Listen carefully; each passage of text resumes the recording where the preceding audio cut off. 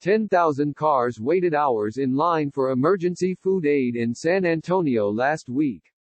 A drone photograph of the packed parking lot went viral. 2,000 more showed up for another distribution today. These were some of the more than 20 million unemployed Americans, many of them recently laid off because of the pandemic. The San Antonio Food Bank operates a huge, 200,000 square foot warehouse on the outskirts of the city.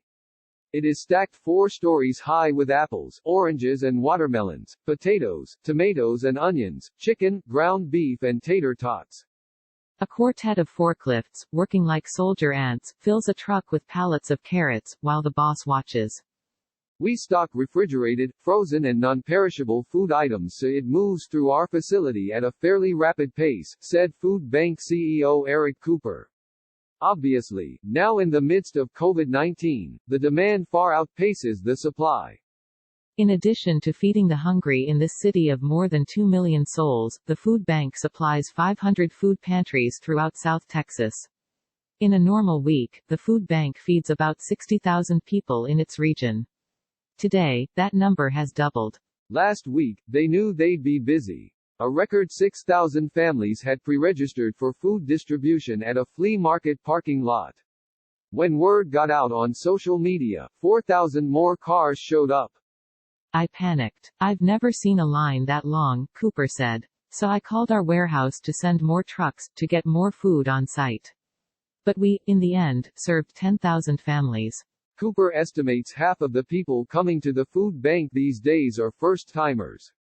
They are mothers like Erica Campos, a 42-year-old bank employee with 2 young daughters at home. She had been doing okay. Her job is stable. She even bought a home late last year. But she really depended on $1,200 a month in child support from her ex-husband. Then he lost his job as a hotel concierge because of the coronavirus shutdown, and his checks stopped. Campos could no longer make ends meet. I never, ever could have even imagined anything like this, she said. Campos drives a nice car and wears stylish eyeglasses over her face mask. I was almost ashamed, to be honest, to even pick up food from the food bank because somebody might look at my used Cadillac and be like, what is she doing in the food bank line? But I had to get past those feelings of shame. There's no shame in feeding my children. With other natural disasters, you might expect to see regional hardship and strained food banks, but the economic cataclysm that has followed coronavirus has spread out the suffering around the globe.